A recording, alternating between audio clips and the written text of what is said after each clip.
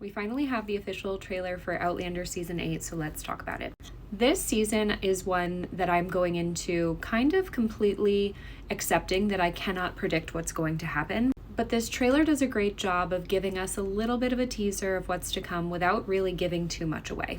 Visually, it looks great. I think that having the color grading locked in for the last few seasons has really given a lot of continuity to the show, especially since it was so desaturated in the earlier seasons when they were in Scotland. And it's clear that the main storyline they are teasing in this trailer is Jamie's storyline. Specifically, the book from Frank and The Soul of a Rebel, the Battle of King's Mountain, all of that is included in this trailer, which to me implies that that's going to be the hook to get people to watch, but it's not necessarily going to be the only excitement that we see in the season. Because like I said, this season has the very tall task of wrapping up a series where the books are not yet completed, and we've already gone through that with Game of Thrones. There are also so many subplots and new storylines that have been introduced in the show only that they have to wrap up some way in a neat, nice bow.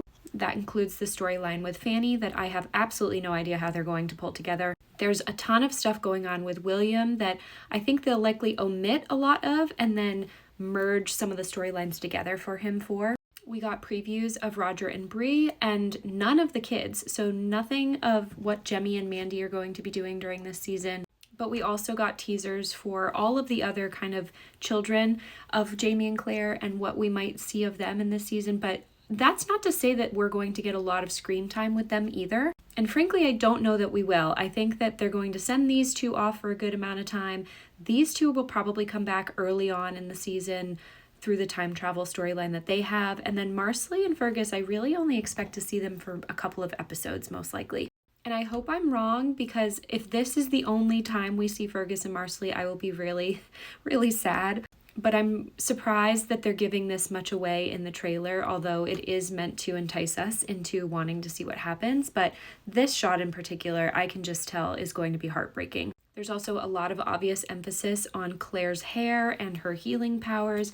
They haven't really dived into the magic of all of that in the show so much, so I'll be curious how they're going to handle that storyline in the show. This is also really interesting to put side by side because we can see both William and Jamie fighting people. I assume there's going to be a few opportunities for the two of them to go off and do that together, which brings me to another really truncated storyline, which is that of Lord John Grey.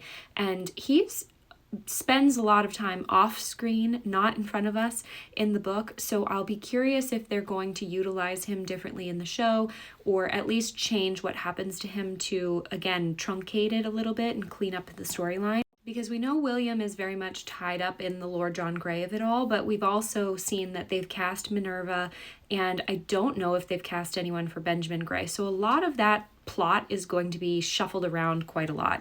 On the whole, I really feel like the emphasis that they're marketing is on the Frank book storyline with Jamie, the Battle of King's Mountain, teasing that something bad is going to happen to Jamie, and obviously that is for dramatics and pulls you in. But if you've read the book and you know what's coming, then you also know there's so much beyond that storyline that they have to include and try and wrap up. Not to mention all of the other things from previous seasons that they have not fully circled back on yet. This is going to be a really tall task considering how many episodes we are going to get in this final season as well.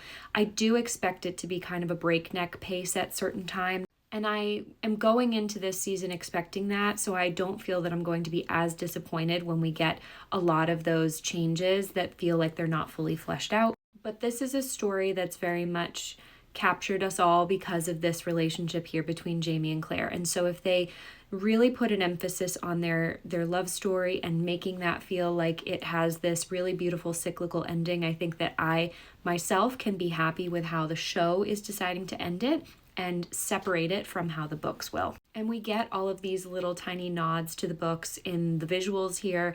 I expect the show to do more of that because they're always excellent at that. But there's a lot to unpack, and they have to come up with a lot of creative ways to tie in these storylines that are so dense in the source material and make them not only entertaining and beautiful to look at on TV, but feel like they are given the proper ending they deserve.